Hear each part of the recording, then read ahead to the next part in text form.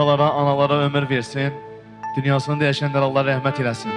Mən analar haqqında sözlər oxuyacağım ki, sözlərin müəllifi değerli şairə, değerli dostumuz Rahilə xanım Paşayevaya aiddir. Biz də salamlayırıq.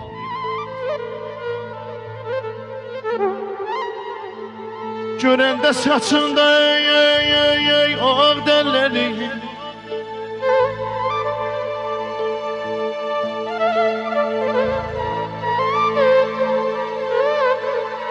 görəndə saçında o ağ dəlləri, aparır yana ömründən vallahiləri.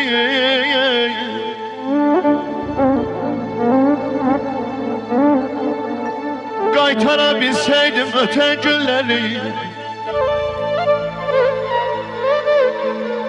qaytara bilsəydim yana ötən günləri, qoymazdım saçına dən düşə ana, qoymazdım saçına dən düşə yana.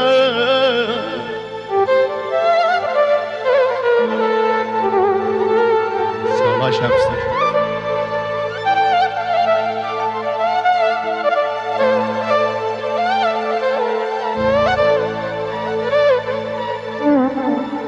Yolunda qocaxdım gözəl üzünü,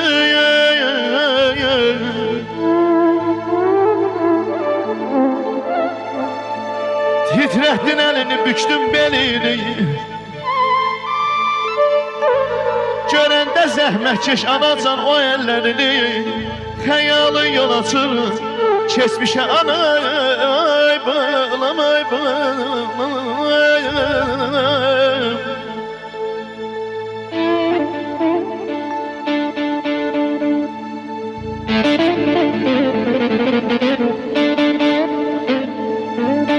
Ne olar bağışla, bağışla beni.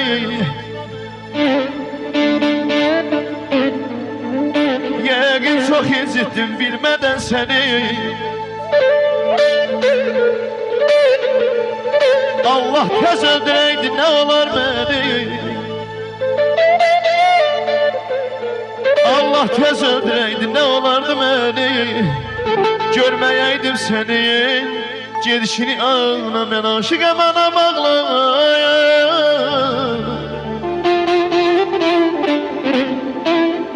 Halıma yanan ağla,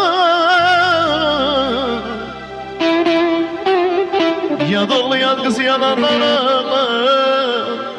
Mən ölsəm, anam ağla.